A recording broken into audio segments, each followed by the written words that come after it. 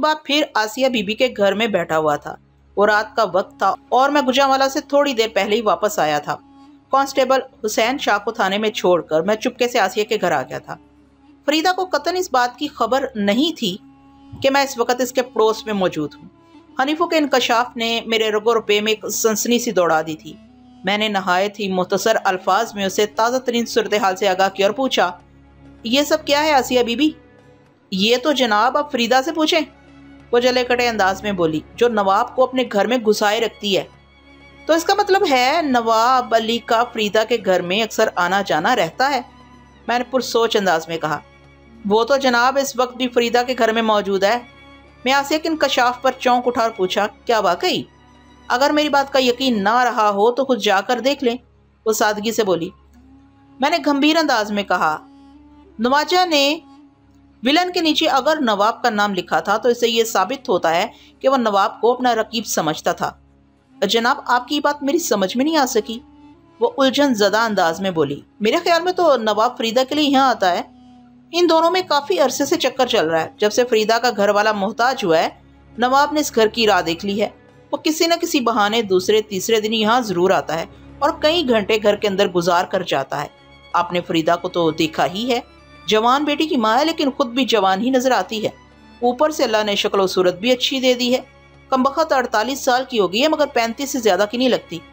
وہ لمحے بھر کے لیے متوقف ہوئی، پھر ایک تھکی ہوئی سانس خارج کرتے ہوئے بولی، جن عورتوں کے خصم نکارہ ہو جائیں اور نقصت بھی اچھی ہو تو ان پر زبانیں بھر کے مردوں کی نظریں لگ جاتی ہیں۔ نواب کے پاس تو بڑا مضبوط بہانہ بھی ہے کہ 3 سال پہلے تک فریدہ کا شوہر اور اس کی دکان پر ملازم تھا۔ وہ مالی امداد کی آڑ میں بڑی آسانی سے اس کے گھر میں آتا جاتا ہے۔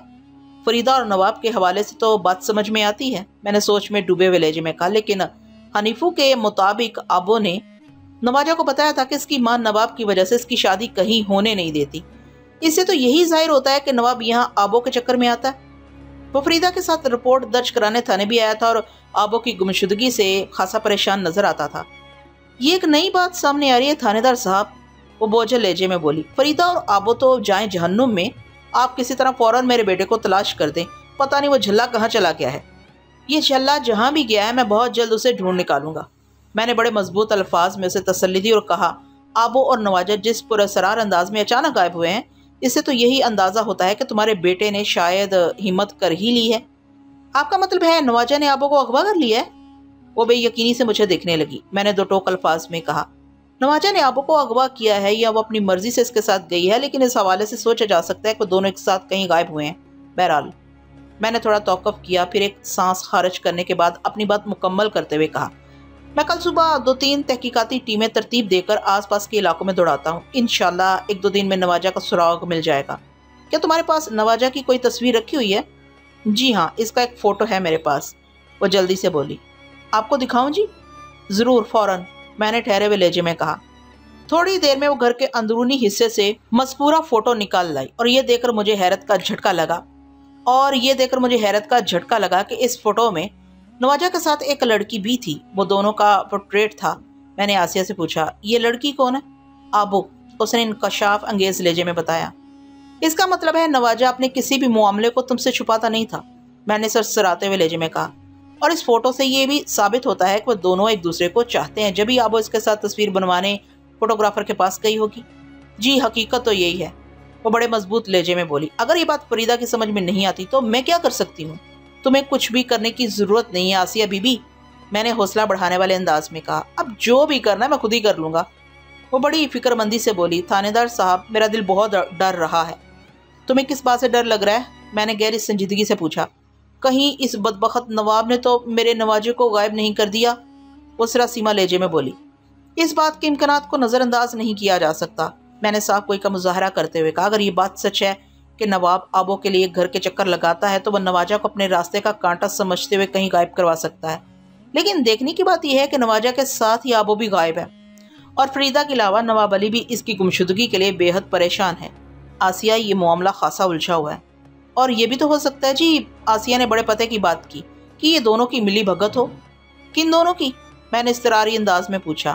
اور کیا ملی بھگت؟ میں فریدہ اور نواب کی بات کر رہی ہوں جی، وہ وضاحت کرتے ہوئے بولی۔ یہ بھی تو ممکن ہے کہ فریدہ نے چپ چاپ آبو کو نواب کے حوالے کر دیا اور نواب نے नवाजा को गायब करके ये साबित करने की कोशिश की हो कि नवाजा ने आबो को अगवा कर लिया है।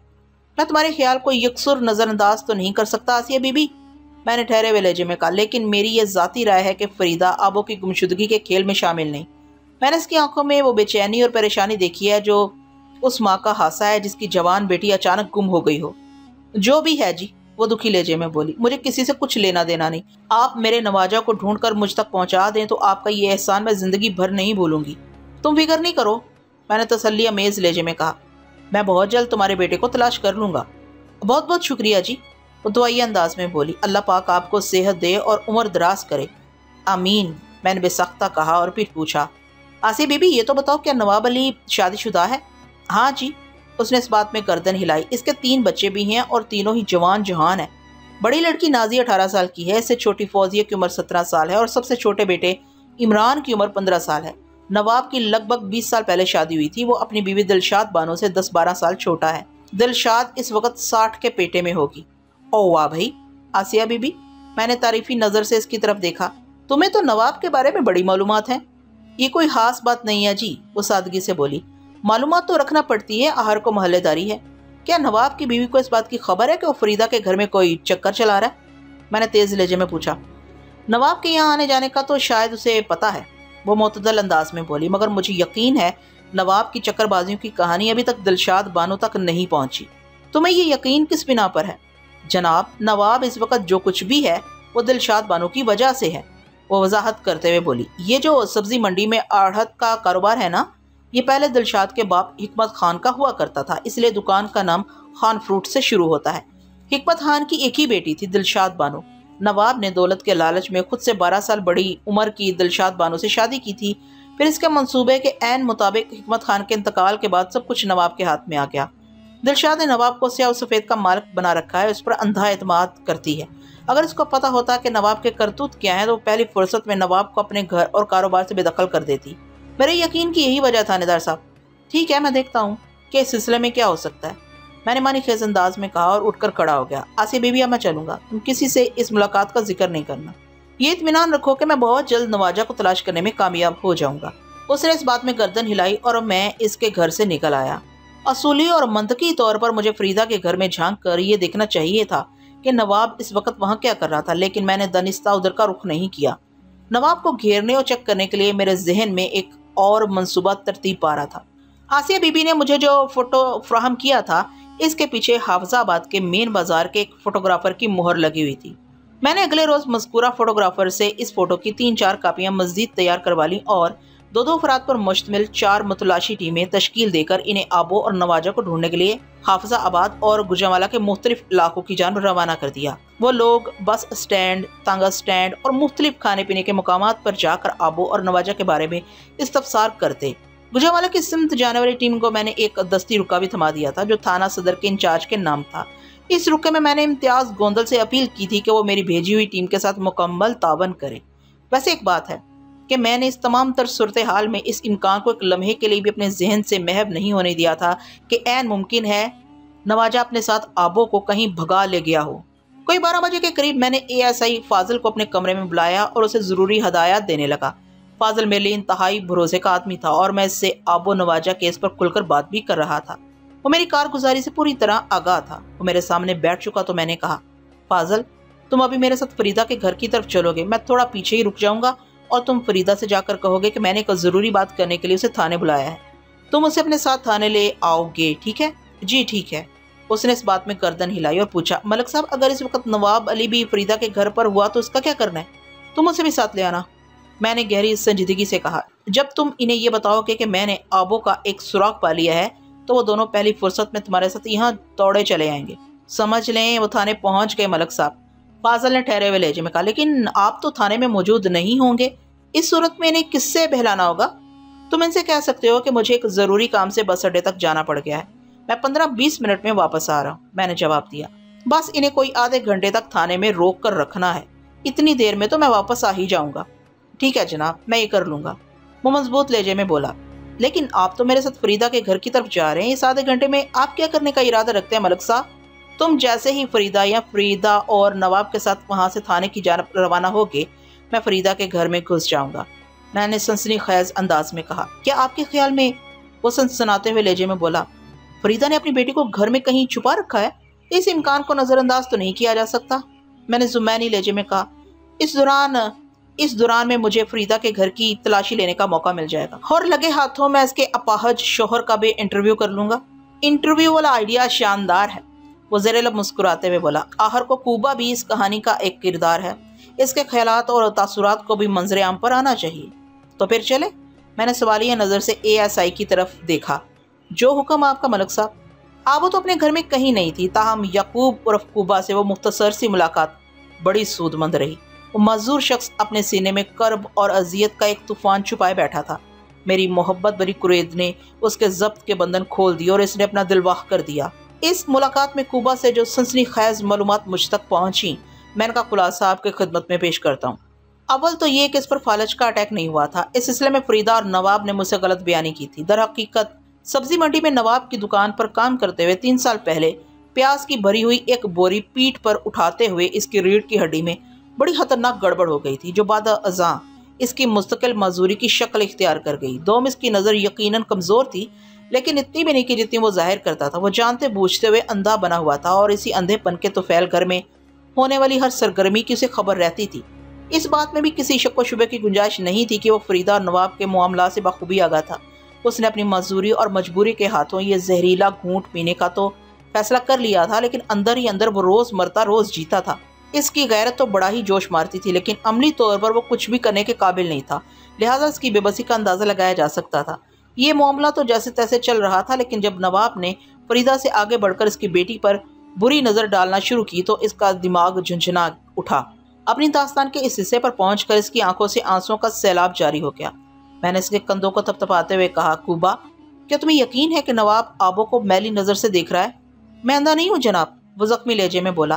اس گھر میں جو ہو رہا ہے اور جو آگے ہونے والا ہے سب میری آنکھوں کے سامنے ہے، لیکن میں اپنے حالات کے ہاتھوں اس قدر بے بس اور لاچار ہو کر رہ گیا ہوں کہ کسی شے پر میرا اختیار نہیں رہا۔ مجھے تو یہاں تک بھی شک ہے کہ وہ سانس ہموار کرنے کے لیے متوقف ہوا، پھر پروسوک انداز میں اضافہ کرتے ہوئے بولا کہ آبو کی پراسرار گمشدگی میں بھی اسی بدذات نواب ہی کا ہاتھ ہے۔ اس کا سسر حکمت خان بہت نیک اور خدا ترس انسان تھا، یہ اس کی ضد ثابت ہو رہا ہے۔ موجودہ صورتحال میں وہ ایسا سوچنے میں حق پہ تھا۔ میں نے اس کی بات کے اختتام پر ٹھہرے ہوئے لہجے میں پوچھا، کوبا جی، تمہارا کیا خیال ہے؟ ان حالات کے ذمہ دار شخص کو کوئی سزا تو ملنا ہی چاہیے نا؟ اس نے چونک کر میری طرف دیکھا اور بولا، آپ کا اشارہ نواب کی طرف ہے نا؟ بالکل، میں اسی مجرم شخص کی بات کر رہا ہوں۔ یہ بھی کوئی پوچھنے کی بات ہے جناب، وہ جوش بھرے انداز میں بولا۔ اگر آپ اس شیطان کے خلاف کوئی قانونی کارروائی کریں گے تو مجھے بڑی خوشی ہوگی، اور آپ کا یہ احسان میں زندگی بھر یاد رکھوں گا۔ میں ضرور یہ کارروائی کروں گا، میں نے گہری سنجیدگی سے کہا، لیکن اس سلسلے میں تمہیں میرا ساتھ دینا ہوگا۔ میں ساتھ دوں گا، وہ بڑے عزم سے بولا۔ بتائیں کیا حکم ہے تھانے دار صاحب؟ میں جو کر سکتا ہوں، جس قابل رہ گیا ہوں وہ ضرور کروں گا۔ تمہیں صرف دیانتداری سے زبان چلانا ہوگی، میں نے بدستور سنجیدہ انداز میں کہا، اور مجھے یقین ہے کہ تم ایسا کر لو گے۔ میں زبان چلانے کا مطلب نہیں سمجھا، وہ الجھن زدہ نظر سے مجھے تکنے لگا۔ میں نے وضاحت کرتے ہوئے کہا، میں کسی طرح گھیر گھار کر نواب کی بیوی کو تمہارے پاس لاؤں گا، اور تمہیں دلشاد بانو کو بتانا ہوگا کہ اس کا شوہر تمہارے گھر میں کون سا گھنونا کھیل کھیل رہا ہے۔ مک گئی جناب، وہ فیصلہ کن انداز میں بولا۔ میں اس کام کے لیے تیار ہوں، تو پھر سمجھ لو کہ تمہاری اذیت کے دن ختم ہو گئے، میں نے مضبوط لہجے میں کہا۔ پھر پوچھا، نواب عموماً کس وقت تمہارے گھر میں آتا ہے؟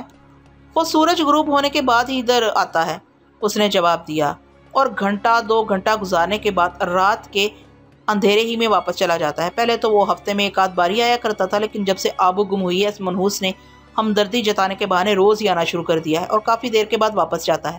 بس تو پھر آج رات تم ذہنی طور پر تیار رہنا، میں نے حتمی لہجے میں کہا۔ جب نواب اور فریدہ اپنے معاملات میں مصروف ہوں گے تو میں دلشاد بانو کے ساتھ یہاں پہنچ جاؤں گا، تو میری آواز سنتے ہی اپنی بیوی کو پورا بھلا کہنا شروع کر دینا۔ اس موقع پر تمہیں باوضع بلند اپنے دل کا غبار نکالنا ہے۔ تمہیں نہیں معلوم ہوگا کہ دلشاد بانو سب سن رہی ہے، لہٰذا تم کوئی کسر اٹھا کر نہیں رکھنا۔ باقی کے معاملات میں سنبھال لوں گا، آپ بے فکر ہو جائیں تھاندار صاحب، وہ مستحکم لہجے میں بولا۔ آپ مجھے غبار نکالنے کا موقع فراہم کر رہے ہیں تو میں انشاءاللہ آپ کو مایوس نہیں کروں گا۔ میں بے فکر ہو کر اس کے گھر سے آیا۔ فریدہ تھانے میں بیٹھی میرا انتظار کر رہی تھی۔ ASI فاضل نے سے باتوں میں لگا رکھا تھا، یہ میں نے دیکھ لیا تھا کہ گھر سے وہ اکیلی ہی فاضل کے ساتھ نکلی تھی۔ नवाब इस वक्त फरीदा के घर में मौजूद नहीं था। कुबा की जुबानी मुझे पता चला था कि आजकल वो रात में इधर का चक्कर लगा रहा था और इस बात की तस्दीक फरीदा की पड़ोसन आसिया के इंकशाफ से भी होती थी। रात जब गुजरांवाला से वापसी पर मैं आसिया से मिलने गया था तो उसने मुझे बताया था कि नवाब इस वक्त फरीदा के घर में मौजूद था। मुझ पर नजर पड़ी तो बेताबी से मुस्तफसर हुई। थानेदार जी, आप कहाँ चले गए थे? मैं कितनी देर से यहाँ बैठी आपका इंतजार कर रही हूँ। मैंने ASI को इशारा किया कि वो कमरे से बाहर चला जाए। ये सब इस सोचे समझे मंसूबे का हिस्सा था जो मैंने फाजिल के साथ मिलकर तैयार किया था। जब मैं और फरीदा कमरे में बाकी रह गए तो मैंने गंभीर लहजे में कहा, मैं तुम्हारी बेटी ही के सिलसिले में मारा मारा फिरा हूँ फरीदा बीबी। मुझे आपका बंदा बता रहा था कि आपने आबो का सुराग लगा लिया है। मेरा बंदा, इसकी मुराद ASI फाजिल था। मैंने बदस्तूर संजीदा लहजे में कहा, सिर्फ आबो ही का नहीं बल्कि मैंने दोनों का सुराग लगा लिया है। उसकी आंखों में हकीकी चमक पैदा हुई। फिर वो नफरत भरे लहजे में पूछ बैठी, वो बदजात मेरी बच्ची को कहाँ ले गया है? गुजरात। मैंने आवाज धीमी रखते हुए पुरअसरार लहजे में कहा, रात तक मुझे ये भी पता चल जाएगा कि वो दोनों गुजरात के किस इलाके में मौजूद है। लेकिन फरीदा बीबी, तुम्हें एक काम करना है। मैंने सवाली अंदाज में जुमला अधूरा छोड़ा तो वो जल्दी से बोली, जी हुक्म करें। मैंने बदस्तूर धीमे लहजे में कहा, इस कामयाबी का किसी को पता नहीं चलना चाहिए वरना खेल बिगड़ भी सकता है। मैंने अभी थाने में किसी को नहीं बताया। और ये आपका बंदा? इसका इशारा फाजिल की जानब था। ये मेरे भरोसे का बंदा है। मैंने इसकी बात पूरी होने से पहले ही कह दिया। नवाब साहब भी तो मेरे लिए भरोसे के आदमी है। वो जल्दी से बोली, क्या मैं इन्हें इस राज में शरीक कर सकती हूँ? उसने मेरे बिछाए हुए जाल में खुद ही कदम रख दिया तो मैंने इस बात में सर हिलाते हुए कहा, जरूर, क्यों नहीं। नवाब साहब तो तुम्हारे सच्चे खैर ख्वाह है, लेकिन इन्हें ताकीद कर देना कि इस बात को अभी आगे ना बढ़ाएं। मैं आज रात को तुम्हारे घर आ रहा हूँ, ठीक 7 बजे। बेसाख्ता इसके मुंह से निकला, खैरियत तो है ना जी? 6 साढ़े 6 बजे तक मुझे गुजरात की तरफ से पक्की इतलात मिल जाएंगी। मैंने पुरसोच अंदाज में कहा, मैं इस हसास मामले पर यहाँ थाने में तुमसे बात नहीं करना चाहता, इसलिए घर पर आ रहा हूँ। तुम नवाब साहब को भी अपने घर पर बुला लो। मैं इनकी मुशावरत से गुजरात के छापे का प्रोग्राम तरतीब देना चाहता हूँ। मैंने लम्हाती तौक़ुफ़ करके गहरी सांस खारिज की, फिर इजाफा करते हुए कहा, क्या तुम नवाब साहब को ठीक 7 बजे अपने घर बुला सकती हो? क्यों नहीं जनाब। वो बड़े एतमाद से बोली, ये कौन सी मुश्किल बात है। शाम को तो वो वैसे ही मेरे घर आएंगे। जब से आबो गुम हुई है वो रोज़ाना शाम को मेरे घर आते हैं और काफ़ी देर तक मेरी दिलजोई करते रहते हैं। वो मुझे तसल्लियाँ देते हैं कि मैं आबो के बारे में ज़्यादा परेशान ना हूँ, वो जल्दी मिल जाएगी। इस वक्त नवाब साहब कहाँ होंगे? उसके खामोश होने पर मैंने पूछा। वो मंडी में होंगे, उसने जवाब दिया। सब्जी मंडी में ज़्यादातर काम तो सुबह ही होता है, लेकिन नवाब साहब शाम तक उधर ही रुकते हैं। दूसरे शहरों के आड़तों का आना जाना दोपहर के बाद ही होता है। कारोबारी लेन देन और दीगर मामलात के लिए इन्हें शाम तक मंडी में रुकना पड़ता है। बस तो फिर ठीक है, हमारी मुलाकात तुम्हारे घर पर 7 बजे होगी, मैंने फैसला कुन अंदाज में कहा। वो उठी और खुशी खुशी रुखसत हो गई। मेरे पास वक्त बहुत कम रह गया था। शाम 6 से पहले मुझे तमाम मामलात निपटाना थे। ये अच्छी बात है कि फौरी तौर पर नवाब अली को अपने घर की तरफ नहीं जाना था, लिहाजा मेरे लिए ये सुनहरी मौका था कि मैं इसके घर पहुंचकर दिलशाद बेगम पर अपना काम मुकम्मल कर लूं। मैंने फरीदा के शौहर याकूब और कुबा से वादा किया था कि दिलशाद बानो को घेर घार कर इसके घर पहुंचाऊंगा, और ये घेरना घारना इतना आसान काम नहीं। इस वक्त दोपहर ढलने का अमल शुरू हो चुका था। मैंने ASI फाजिल को अपने पास बुलाकर चंद जरूरी हदायत दी और नवाब अली के घर की जानब रवाना हो गया। मैंने लगभग 1 घंटे तक दिलशाद बानो पर कड़ी मेहनत की। और खुशी की बात यह है कि मेरी मेहनत रायगा नहीं गई। उसे अपने शौहर के हवाले से पहले से सुनगुन तो मिल गई थी, लेकिन चूंकि इसके हाथ में कोई सबूत नहीं था इसलिए वो किसी सख्त एक्शन से बाज रही थी। इसने जब भी नवाब के सामने फरीदा का जिक्र एक खास जाविये से किया तो वो अनजान बन गया, जैसे इसका कभी फरीदा से वास्ता ही ना रहा हो। उसने अपने और फरीदा के ताल्लुकात को बड़ी चालाकी से छुपा रखा था, जबकि मैंने पलक झपकने में इसके दोनों हाथ सबूतों से भर देने की उम्मीद दिलाई थी। लिहाजा वो फौरन मेरे मंसूबे पर अमल करने के लिए तैयार हो गई। वो इस नादर मौके को भला कैसे हाथ से जाने देती। इस मंसूबे के मुताबिक मुझे ठीक 7 बजे फरीदा के घर पहुंचना था।